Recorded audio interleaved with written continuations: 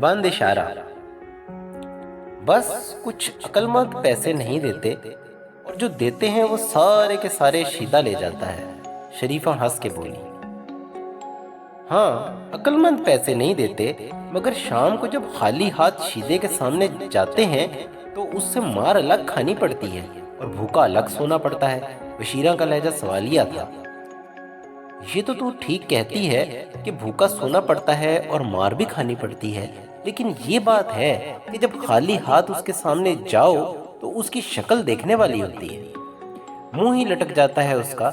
नशा करने को पैसे जो नहीं होते उसके पास, पागल हो जाता है। शरीफा फिर बोली, हाँ सच है, उसकी ऐसी शक्ल देखकर पता नहीं क्यों एक दफा तो दिल को बड़ा ही सुकून मिलता है, चाहे बाद में मार खाओ या भूखा सो जाओ। तू तो वही बात कर रही है कि ना खाएंगे तो दिल करता है खाने देंगे। रोज खाली हाथ जाऊं उसके सामने। शरीफ, चल छोड़, वो देख इशारा बंद हो गया है, जल्दी चल।